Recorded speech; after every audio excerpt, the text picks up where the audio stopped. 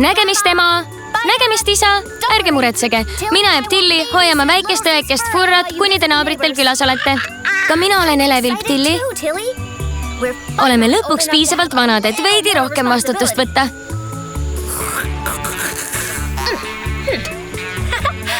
Vaata mind. Ma hoian last. Laste hoidmine on lihtne.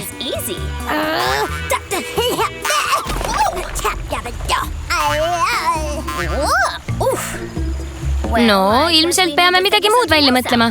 Niisiis, mida sa teha tahad? Mida? Tema naer polnud ulakas. Ole nüüd, Fernessa, sa saad hakkama. Olgu, Furra. Mis oleks, kui mängid oma dinokiige peal? Sulle meeldib dinokiik? Näed, see on vahva.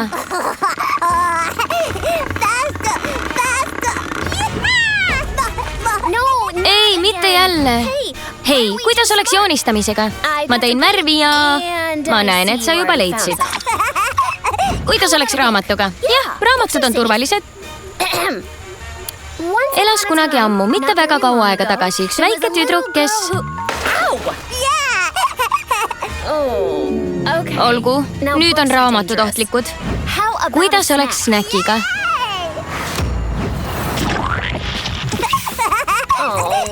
Jep, oleksin pidanud seda ette nägema. Mul on abi vaja. Kui maitsev. Hei, sõbrad! Veidi abi? Fernessa, sa oled... Ma ei tea, kuidas seda viisakalt öelda, seega... Tere! Vanemad andsid mulle ülesandeks väikest õde hoida, aga tuleb välja, et see on hoopis raskem töö, kui ma arvasin. Mul on abi vaja. Muidugi, milleks siis sõbrad on? Mulle meeldib su värvivalik, nii kirev. Mida sa maalid? Vau, kui võimas.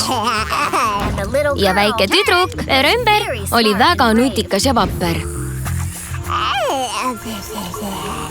Saimegi hakkama. Aitäh teile. Ma poleks seda teieta suutnud. Selleks ju sõbrad ongi. Koopaklubi. Cave Club. Tõlkis Annika Höövelsoo, luges Doris Tislar.